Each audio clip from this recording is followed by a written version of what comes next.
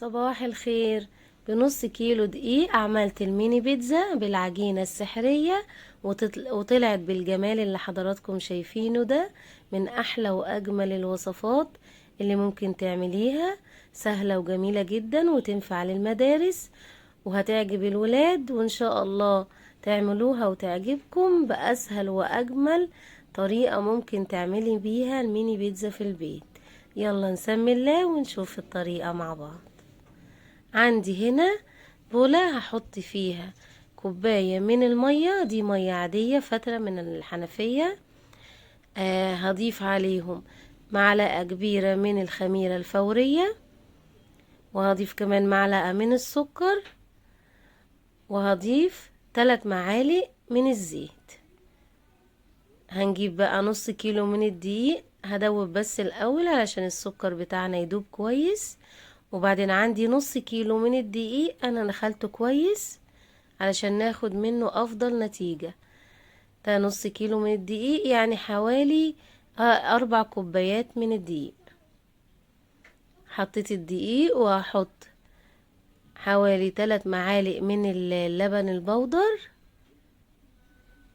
وبعدين هحط حوالي ربع معلقة من الملح وهقلب كويس.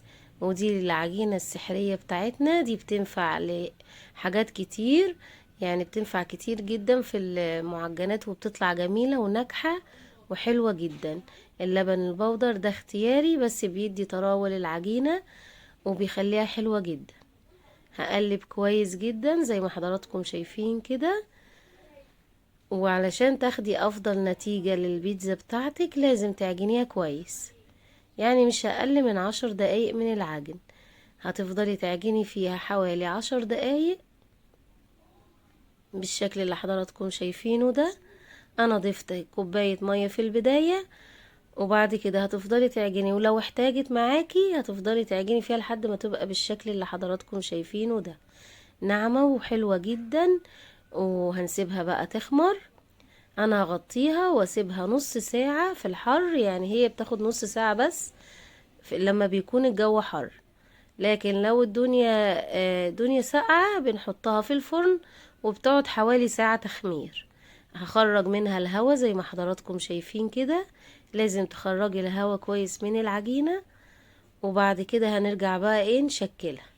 انا حطيت زيت في ايدي كده وهقطع كده العجين بتاعتي، هعمله بنفس الكور، يعني هنحاول نخلي الكور كلها نفس الحجم بحيث ان البيتزا بتاعتنا تطلع كلها نفس الشكل. هعمل العجينة بتاعتي كلها بالشكل اللي حضراتكم شايفينه ده. عملت قد ايه؟ عملت صينيتين كبار من اللي حضراتكم شايفينها. هتاخد معانا وقت قد ايه؟ بصوا خلصت العجينة كلها، هنبتدي بقى نفرد بالشكل اللي حضراتكم شايفينه ده. ممكن تفردي بكوباية، ممكن حسب ما حضراتكم عايزين، بس اهم حاجة ان انتي تدوسي عليها كويس علشان ما تعلاش وتختمر معاكي في اثناء التسوية ويطلع السمك بتاعها تخين. احنا مش عايزينها تبقى تخينة معانا، عايزينها تبقى وسط. هعمل كله كده بنفس الطريقة دي، وممكن كمان تعمليها تخرميها بالشوكة حسب ما حضراتكم عايزين. هنجيب بقى اسرع صلصة للبيتزا، هو الكاتشب، يعني الكاتشب، ومش هنحط عليه اي اضافات. الكاتشب هنجيب الكاتشب ونفرد كده على كل واحدة من العجينة بتاعتنا سنة صغيرة كده. ده اسرع واجمل وبيدينا يعني قريب جدا جدا من الطعم الاصلي للصلصة. هو الكاتشب هنضيف عليه بس معلقة صغيرة من الزعتر ومعلقتين من المية، وهنحطه بقى على البيتزا بتاعتنا وهتطلع جميلة جدا جدا. وحاجة كده سهلة وبسيطة وبتعمليها في نص ساعة علشان المدارس والولاد، وبتبقى جميلة جدا ومش بتكلفك حاجة خالص وسريعة ومش بتاخد وقت خالص. هفرد كده كله بنفس الشكل اللي حضراتكم شايفينه. وعندي انا مجهزة الحشو بتاعنا. الحشو طبعا زي ما حضراتكم عايزين، ممكن تحطي فراخ، ممكن تحطي لحمة مفرومة، ممكن تحطي مشروم، ممكن تحطي جبن. بس انا مجهزة تونة وحطيت عليها بصل، حطيت عليها بصل وطماطم. وبعدين هنجيب بقى ميكس من الجبنة زي ما حضراتكم شايفين كده. بس معلش المقطع بتاع التونة ده نسيت اصوره.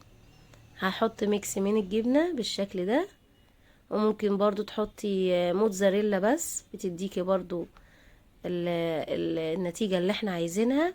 بس ميكس الجبنة بيدي طعم حلو لأي معجنات، يعني بيديله طعم. زي ما حضراتكم عارفين ان الموتزاريلا مش بتدي طعم اصلا، هي بس يدوب شكل. لكن الميكس الجبنة بيدي طعم حلو جدا لأي معجنات. انا بقى اثناء ما بعمل البيتزا ولعت شغلت الفرن بتاعتنا، عملتها على 180 وشغلت من تحت بس. وهنحطها بقى في الرف اللي في النص. هتقعد قد ايه؟ هتقعد بالظبط 40 دقيقة، يعني من نص ساعة ل40 دقيقة، وهتخرج بالشكل اللي حضراتكم شايفينه ده. من احلى واجمل واسهل الوصفات اللي ممكن تعملوها للولاد وللمدرسة، بتتعمل بطريقة سهلة جدا جدا وسريعة، ومش بتاخد وقت خالص. يعني ممكن تعمليها الصبح، مش محتاجة تعمليها من بالليل ولا حاجة. تصحي الصبح كده تعمليها، مش بتاخد معاكي وقت خالص، وبتطلع جميلة. وبصوا العجينة بتاعتنا هشة وحلوة جدا جدا وطرية، وطعمها جميل جدا. ان شاء الله تجربوها وتعجبكم. مع السلامة.